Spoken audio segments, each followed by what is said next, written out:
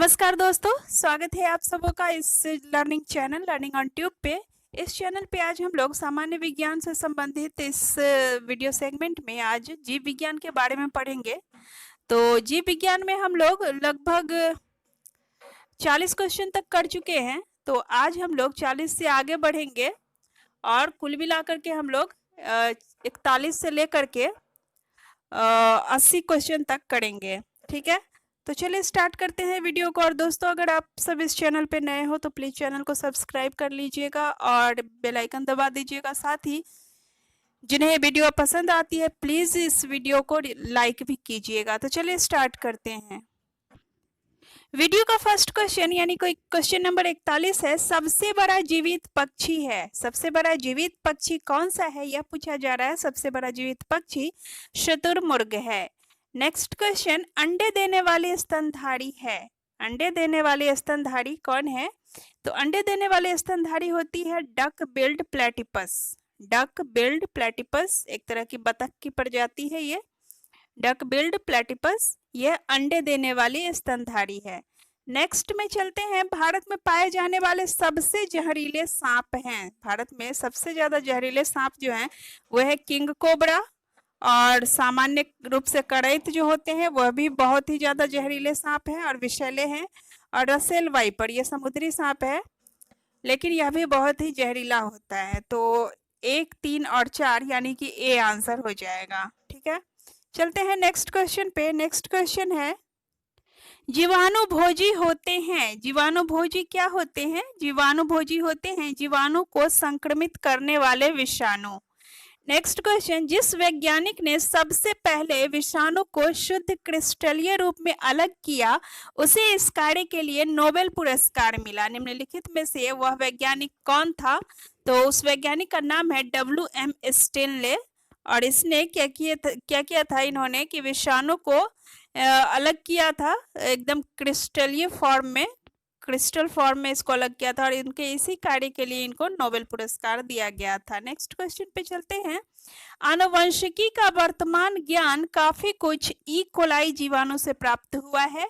अगर इस जीवाणु का नमूना इकट्ठा करना हो तो कहाँ से मिलेगा? ई कोलाई का अगर नमूना इकट्ठा करना हो तो वह मिल सकता है मानव की आंत से, और मानव की आंत में ई कोलाई हमेशा मौजूद रहता है। ठीक है, नेक्स्ट क्वेश्चन पे चलते हैं। एक जीवाणु का हर मिनट में विभाजन होता है और 1 घंटे में 1 कप भर देता है। आधा कप भरने में इसे कितना समय लगेगा? दोस्तों, ये ट्रिकी क्वेश्चन है। एक बारगी से लोग कह सकते हैं कि अगर 1 मिनट एक कप भरता है 1 मिनट में तो आधा कप भरेगा 30 मिनट में, लेकिन यह गलत है। राइट आंसर होगा 59 मिनट में। ठीक है, तो ये 30 मिनट नहीं होगा। नेक्स्ट पे चलते हैं। एंजाइम संश्लेषण पर अपने नियंत्रण द्वारा जीन आनुवंशिकी का नियंत्रण करते हैं और एक जीन सिर्फ एक एंजाइम का संश्लेषण ही नियंत्रित करता है। एक जीन एक एंजाइम सिद्धांत निम्नलिखित ने दिया था। तो एक जीन एक एंजाइम का सिद्धांत जो है यह सिद्धांत दिया था बीडल और टैटम ने। ठीक है, बीडल और टैटम। नेक्स्ट क्वेश्चन पे चलेंगे। क्वेश्चन नंबर 49, आनुवंशिकी की आधारभूत इकाई जीन का सबसे पहले प्रयोगशाला में संश्लेषण किया था। सबसे पहले प्रयोगशाला में जीन का संश्लेषण आर्थर कार्नबर्ग ने किया था। नेक्स्ट क्वेश्चन है क्वेश्चन नंबर 50, ग्रेगर मेंडल को आधुनिक आनुवंशिकी का जन्मदाता माना जाता है क्योंकि उसने आनुवंशिकता के सिद्धांत प्रतिपादित किए थे। उसने निम्नलिखित पर प्रयोग किए थे। ग्रेगर मेंडल का जो प्रयोग था वह मूलतः मटर के पौधे पर आधारित था। तो यह बार बार पूछा जाता है ये क्वेश्चन कि ग्रेगर मेंडल का प्रयोग किस पर आधारित था? मटर के पौधे पर, और इसी पौधे पर उन्होंने अपना प्रयोग करके आनुवंशिकता का सिद्धांत दिया था। नेक्स्ट है, गुणसूत्र के उस युगल को जो मनुष्यों में लिंग का निर्धारण करता है लिंग गुणसूत्र कहते हैं, और अन्य गुणसूत्रों को कहते हैं। तो अन्य गुणसूत्रों को अलिंग सूत्र अर्थात ऑटोजोम कहते हैं। ठीक है, मानव के क्रोमोजोम और जो अलिंग गुणसूत्र होते हैं उनको ऑटोजोम। नेक्स्ट है निम्न मानवीय बीमारियों पर विचार कीजिए। तो निम्न मानवीय बीमारियों पर विचार कीजिए। मानवीय बीमारियां यहाँ पे देखते हैं कौन कौन सी है। एक तो हीमोफीलिया, ठीक है, और दूसरी है फिनाइल कीटोन्यूरिया, ठीक है। तो ये दोनों मानवीय बीमारियां हो गई। नेक्स्ट पे चलते हैं। एक श्वेत वर्ण स्त्री एक काले पुरुष से विवाह करती है, उनके 4 बच्चे होते हैं, 2 लड़के और 2 लड़कियां। किस समानुपात में यह बच्चे काले होंगे? तो काले होने की जो संभावना जहां तक है वह किसी भी बच्चे में नहीं है, अर्थात कोई भी बच्चा काला नहीं होगा, ठीक है। नेक्स्ट क्वेश्चन पे चलते हैं। Question number 54। कुछ मानव रोग आनुवंशिक तौर से नियंत्रित होते हैं। यह सबसे पहले निम्नलिखित ने प्रमाणित किया था, और इसे सबसे पहले प्रमाणित किया था ए.ई. गैरॉड ने। ए.ई. गैरॉड, ठीक है। मानव में निम्न में से किस आनुवंशिक गड़बड़ी का कारण प्रभावी जीन होता है? तो प्रभावी जीन होता है मानव में जो आनुवंशिक गड़बड़ी होती है वह है, एक तो हैमिंगटन बीमारी होती है और दूसरी मर्फान सिंड्रोम। ये आनुवंशिक गड़बड़ी से संबंधित बीमारियां हैं, हैमिंगटन और मर्फान सिंड्रोम। तो आंसर हो जाएगा सी, 2 और 3। नेक्स्ट पे चलेंगे। क्वेश्चन नंबर है 56। अमेरिका के एक विख्यात कोर्ट केस में एक औरत ने हॉलीवुड के फिल्म अभिनेता पर बच्चे के पालन के लिए यह कहकर मुकदमा कर दिया कि वही उस बच्चे का पिता है। रक्त परीक्षण से पता लगा कि स्त्री का वर्ग ए, बच्चे का बी और फिल्म अभिनेता का ओ था। जज ने मौजूद सबूतों के आधार पर फैसला स्त्री के हक में दिया और उस फिल्म अभिनेता को बच्चे का खर्च देने का आदेश दिया। अगर आप जज होते तो केस का निर्णय कैसे करते? ये एक अप्लाइड क्वेश्चन है, बायोलॉजी से है। तो अगर आप जज होते तो केस का निर्णय कैसे करते? यहाँ पे सीधी सी बात है कि बच्चे का है बी और अभिनेता का ओ और स्त्री का है ए। जब अभिनेता का ओ है तो उसका बच्चा कभी भी बी ब्लड ग्रुप का नहीं होगा, या तो ए हो सकता है, ए बी हो सकता है, या फिर ओ हो सकता है, बी का कभी भी नहीं होगा। तो इस प्रकार से ये जो पूछा जा रहा है कि अगर आप जज होते तो केस का निर्णय कैसे करते, ठीक है। तो इसका आंसर हो जाएगा कि याचिका खारिज करते, क्योंकि वह आदमी बी रक्त वाले बच्चे का पिता कभी भी नहीं हो सकता है। तो आंसर हो जाएगा सी। अप्लाइड है, ट्रिकी है, ये बिल्कुल ही ध्यान में रखने की बात है।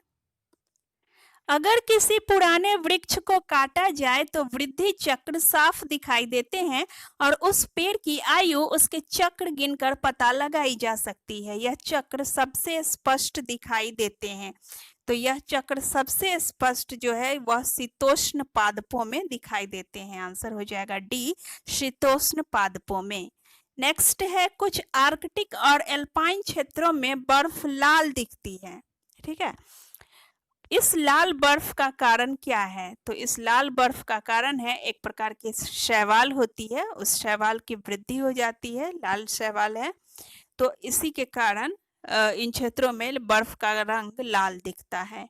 नेक्स्ट है क्वेश्चन नंबर 59। निम्न में से कौन से जीवाणु जैविकीय नाइट्रोजन स्थिरीकरण से संबंधित होते हैं? जैविकीय नाइट्रोजन से संबंधित है, यहाँ पे एनाबिना है, ठीक है, जैविकीय नाइट्रोजन स्थिरीकरण से संबंधित है। उसके अलावा क्लॉस्ट्रिडियम भी है और नॉस्टॉक है, अर्थात 1, 3 और 4 यानी कि बी हो जाएगा, ठीक है। नेक्स्ट पे चलते हैं। फ्लोरिडा के पश्चिम तट पर अक्सर लाल ज्वार आता है, ठीक है, लाल ज्वार आता है जिसकी वजह से करोड़ों मछलियां मर जाती है। ऐसे ज्वारों का कारण है, तो ऐसे ज्वारों का कारण है लाल डाइनोफ्लैजेलेटस, लाल डाइनोफ्लैजेलेटस, जिसके कारण लाल तरह के ज्वार आते हैं, ठीक है। ये रेड कलर का होता है और पानी में मिक्स होने के कारण ये रेड ही दिखता है। इसकी वजह से लगता है कि ज्वार का कलर भी लाल है, ठीक है, और इसके कारण करोड़ों मछलियां मर जाती हैं। नेक्स्ट पे चलेंगे। Question number 61। नोरी सैकड़ों वर्षों से एक पसंदीदा जापानी खाद्य है। यह निम्नलिखित से प्राप्त किया या बनाया जाता है। नोरी एक प्रकार का जापानी भोजन है। तो यह नोरी जो होता है एक्चुअली होता क्या है, तो यह नोरी लाल कलर का एक शैवाल होता है, अर्थात रेड एल्गी होता है। नेक्स्ट है क्वेश्चन नंबर 62। चाय की लाल किट अर्थात रस्ट रोग या बीमारी निम्नलिखित से होती है। तो चाय की जो लाल कट्ट रोग होता है वह हरे शैवाल से होता है। अब कहोगे कि लाल किट्ट बीमारी है और हरे शैवाल से हो रही है, बिल्कुल हरे शैवाल से होती है। नेक्स्ट क्वेश्चन है क्वेश्चन नंबर 63। लाइकेन एक शैवाल और निम्न में से किस जीव के बीच सहजीवी साहचर्य अर्थात सिम्बायोटिक एसोसिएशन है। तो लाइकेन जो है वह शैवाल और कवक के बीच की कड़ी मानी जाती है। तो यही पूछा जा रहा है यहाँ पे, लाइकेन एक शैवाल और निम्न में से किस जीव के बीच सहजीवी साहचर्य है। तो लाइकेन शैवाल और कवक के बीच की सहजीवी साहचर्य है। नेक्स्ट है क्वेश्चन नंबर 64। कुछ पादप निषेचन के बिना फलोत्पादन करते हैं, इस प्रक्रिया को कहते हैं। इस प्रक्रिया को क्या कहते हैं, तो इस प्रक्रिया को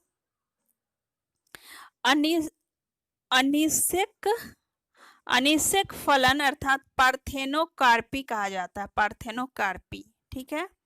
बिना पादप निषेचन के ही फलों का उत्पादन होता है कुछ पौधों में, तो इसे पार्थेनोकार्पी कहा जाता है। नेक्स्ट है लिटमस निम्न से मिलता है। लिटमस किससे मिलता है, तो लिटमस जो है वह लाइकेन से मिलता है, ठीक है। लाइकेन जैसा कि बताया शैवाल और कवक के बीच की कड़ी है और उसी से लिटमस पेपर जो कि प्रयोगशालाओं में यूज होता है वही लिटमस पेपर बनाया जाता है। नेक्स्ट क्वेश्चन है क्वेश्चन नंबर 66। निम्न कथनों पर विचार कीजिए। पौधों द्वारा उत्पन्न एलर्जेनिक परागकण हवा द्वारा प्रकीर्णित होते हैं और फली वाले पौधे एकमात्र पुष्पीय पौधे हैं जो वायुमंडल की नाइट्रोजन का जीवाणुओं की सहायता से स्थिरीकरण करने में सक्षम होते हैं। यह गलत है। यहाँ पे पौधों द्वारा उत्पन्न एलर्जेनिक परागकण जो है यह हवा द्वारा प्रकीर्णित होते हैं, यह सही होगा। और तीसरा स्टेटमेंट कि यह बुखार परागकणों की एलर्जी के कारण होता है, बिल्कुल। तो आंसर हो जाएगा 1 और 3 अर्थात बी। नेक्स्ट क्वेश्चन है क्वेश्चन नंबर 67। सल्फर शावर क्या है। सल्फर शावर क्या है, तो सल्फर शावर है चीड़ के पराग कणों का वायु में अत्यधिक मात्रा में विसर्जन, जिससे पीला बादल सा बन जाता है और यही पीला बादल सल्फर शावर कहलाता है, ठीक है। नेक्स्ट पे चलेंगे। हरे पादपों के लिए इनमें से कौन सा कथन सही है। हरे पादपों के लिए सही कथन है कि वे प्राणियों की तरह हर समय श्वसन करते हैं, लेकिन दिन में प्रकाश संश्लेषण की दर श्वसन दर से ज्यादा होती है। हरे पादपों की क्या होती है कि प्राणियों की तरह ही वे भी हर समय श्वसन करते ही रहते हैं, लेकिन दिन में श्वसन से ज्यादा प्रकाश संश्लेषण की दर होती है उनकी, ठीक है। नेक्स्ट पे चलते हैं। निम्नलिखित मसालों में जड़ से प्राप्त होने वाला मसाला है। जड़ से प्राप्त होने वाला मसाला कोई भी नहीं है। यहाँ पे दालचीनी जो है यह छाल से प्राप्त किया जाता है। लौंग जो है यह कली है। हल्दी तना है। तो इस प्रकार से जड़ से तो कोई भी नहीं है, तो आंसर हो जाएगा डी। नेक्स्ट है क्वेश्चन नंबर 70। निम्नलिखित मसालों में से फूल की कलियों से प्राप्त होने वाला मसाला है। तो फूल की कलियों से लौंग प्राप्त किया जाता है। पौधों की निम्न बीमारियों पर विचार कीजिए। पौधों की निम्न बीमारियों पर विचार कीजिए। तो बीमारियां हैं, देख लेते हैं ऑप्शन इनके। ये आलू का भूरा रॉट, ये पौधे की बीमारी है, ठीक है। आलू का भूरा रॉट, और नेक्स्ट है आलू का भूरा रॉट, और दूसरा गेहूं की टुंडू बीमारी। ये दोनों ही बीमारियां जो है जीवाणुओं द्वारा पूछा जा रहा है, तो जीवाणुओं द्वारा होती है, ठीक है। एक तो आलू का भूरा रॉट, आलू का भूरा रॉट नाम की एक बीमारी होती है जो कि जीवाणु के द्वारा होती है आलू के पौधों में। और दूसरा है गेहूं की टुंडू नामक बीमारी। ठीक है, ये चौथा, अर्थात 1 और 4 यानी कि बी।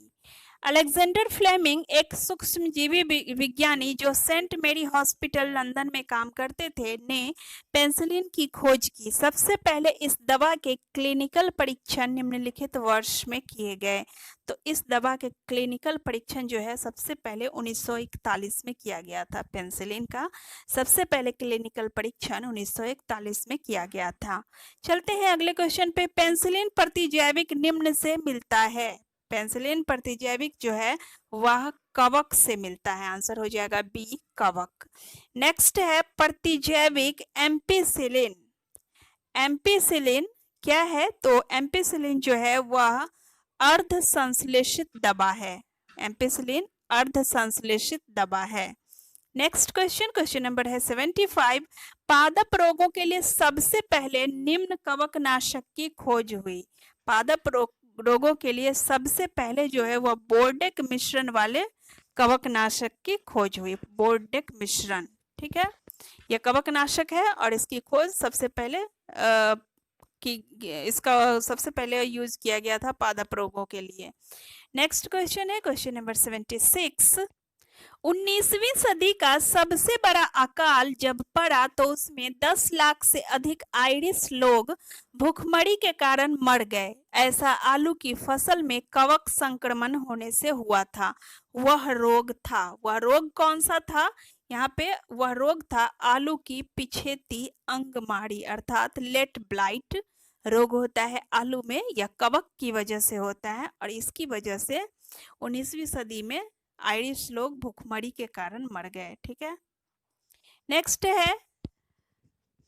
नेक्स्ट क्वेश्चन है सेब का जल क्रोड़ अर्थात वाटर कोर रोग होता है। सेब का जल कोड़ और वाटर क्रोड़ रोग होता है उच्च तापमान से। अगर तापमान ज्यादा है तो सेब में जल क्रोड़ नाम की बीमारी हो जाती है। नेक्स्ट क्वेश्चन, गुठलीदार फलों जैसे कि चेरी, अलूचा आदि में उत्तकक्षयी विलय चित्ती रोग अर्थात नेक्रोटिक रिंग स्पॉट डिजीज होता है। किसकी वजह से होता है? आंसर हो जाएगा विषाणुओं की वजह से चेरी या फिर अलूचा में उत्तकक्षयी विलय चित्ती रोग होता है। ठीक है, नेक्स्ट है क्वेश्चन नंबर 79। पौधों की निम्न में से कौन सी बीमारियां विषाणुओं द्वारा होती हैं? विषाणुओं द्वारा होने वाली बीमारी है पहला तो एस्टर येलो, ठीक है, एस्टर येलो होता है।